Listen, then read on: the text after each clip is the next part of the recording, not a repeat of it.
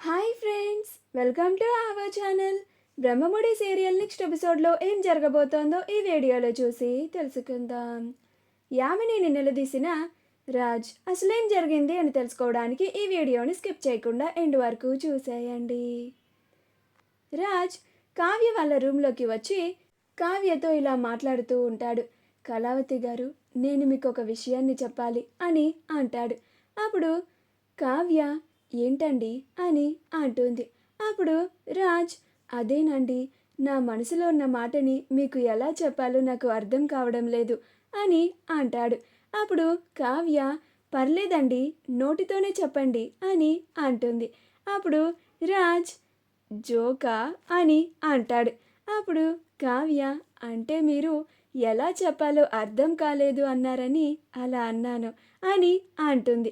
అప్పుడు రాజ్ మళ్ళీ సిగ్గుపడుతూ ఉంటాడు. అప్పుడు కావ్య ఏంటినా ఆయన మనసులో ఉన్న మాటని నాకు చెప్పడానికి కూడా ఇంతలా సిగ్గుపడుతున్నారు, ఈయన ఇలాగా సిగ్గుపడుతూ ఉంటే నాకు చాలా హ్యాపీగా ఉంది అని అనుకుంటూ తనలో తానే చాలా సంతోషపడుతూ ఉంటుంది. అప్పుడు రాజ్ కళావతి గారు, మీరు ఇంతకు ముందు ఎవరినైనా ప్రేమించారా అని అంటాడు.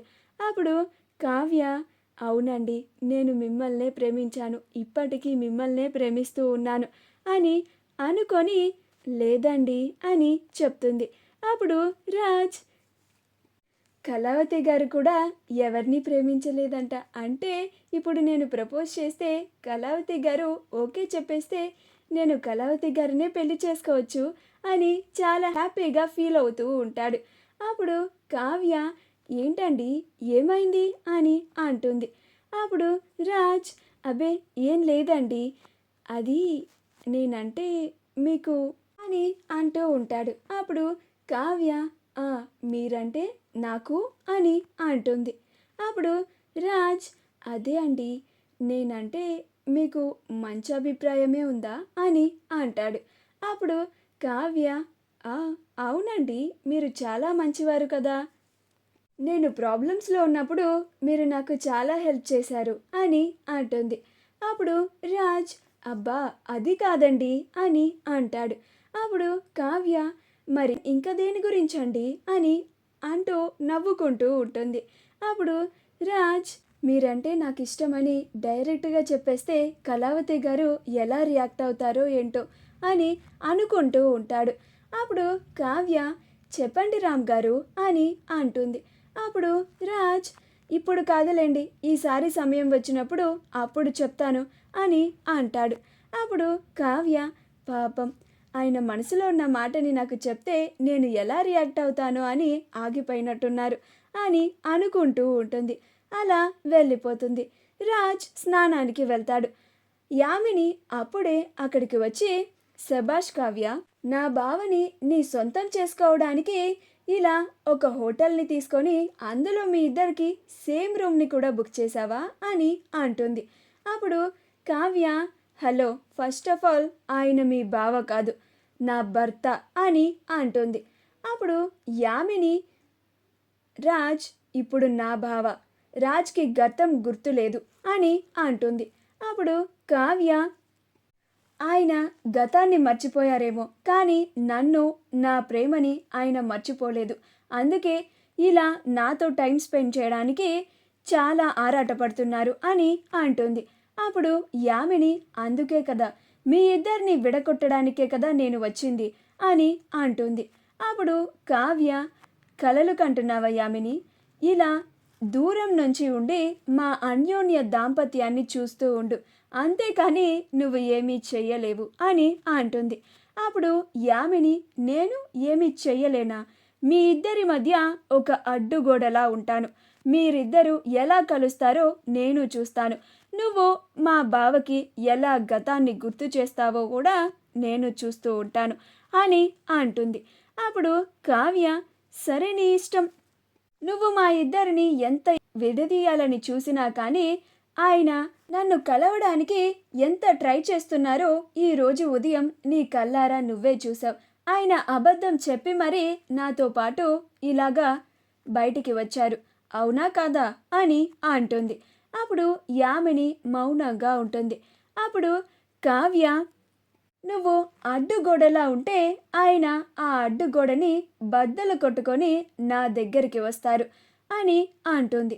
అప్పుడు యామిని, అది చూద్దాం కావ్య అని అంటుంది. ఆ తరువాత రాజ్ స్నానం చేసి వచ్చేసేలోపు కావ్య శృతి దగ్గర తీసుకున్న డిజైన్స్ని రాజ్కి ఎదురుగా కనిపించేలాగా పెడుతుంది.